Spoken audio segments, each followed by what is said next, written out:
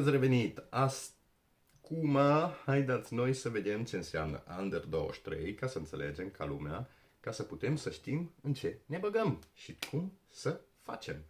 Deci, spuneam, Under 23. Aici este echipa. Ce ne trebuie noi la Under 23? Ăsta este un turneu care include jucători din fiecare ligă a lumii în același timp. Deci, dacă în data de 10 până pe 13 sau 14 ianuarie joacă, sunt incluși, pur și simplu. Toate ligile care sunt partenere cu Sorare. Deci nu cele care nu sunt, logic. La ziua de 1 iulie 2022 trebuie să aibă sub 23 de ani acești jucători, să fie sub 23 de ani pe data de 1 iulie 2022 și sunt necesare 4, repet, limited edition. Toate competițiile, vârsta maximă 23 de ani pe data de 1 iulie 2022, capital limited, 20% bonus, iarăși, și numai limited. Deci, 4 limited edition. Necesare 4 limited edition, numai 5. Haideți noi să vedem ce avem. La Under 23, de ce a ieșit?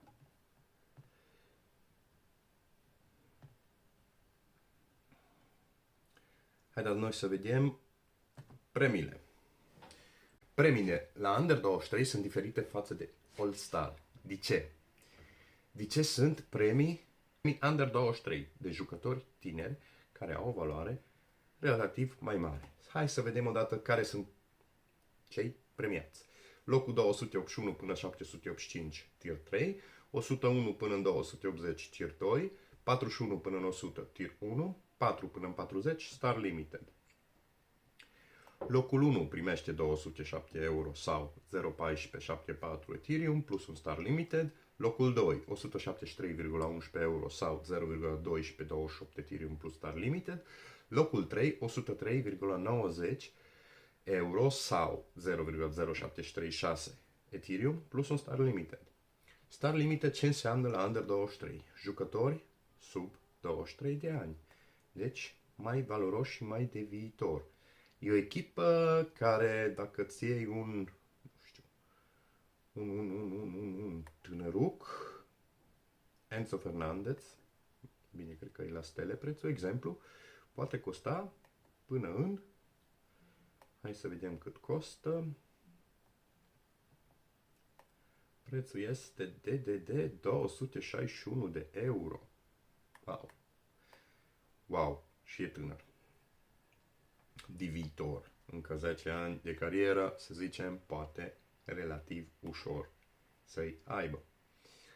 Deci este o echipă de viitor Under 23. Să vedem concurența. Câți participă la acest turneu în weekend? Câți participanți sunt? Under 23 participă în jur de 6.000 de persoane.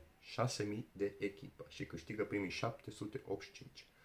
Deci concurența nu e atât de mare ca la All Star, exemplu. Plus că echipa Under 23 mie îmi place mai mult, fiindcă e pe termen lung, cumperi jucători care după aia poți să-i folosești la All Star. Odată cumpărați Under 23, într-adevăr costă un picuț mai mult, mai ales portarul Under 23. Dar dacă ai noroc și te gândești bine, am avut ocazia cu un coleg de pe Telegram, chiar vroia să cumpere, pe exemplu, pe Trezor, cred că este Under 23 încă, stai să vedem, să nu zic o aberație. Trezor, vroia să-l cumpere la 40 de euro, mai de mult, l-a văzut. Și, fraților, domnul Trezor a urcat prețul la 147, eu l-am luat la 190, ca să vă dați seama, și e foarte bun. Deci e o echipă de viitor. Vă las, sper că aceste informații să vă fi fost de folos. Dacă da, vă rog like, subscribe și mai departe împreună. Ne vedem în următorul video despre casual.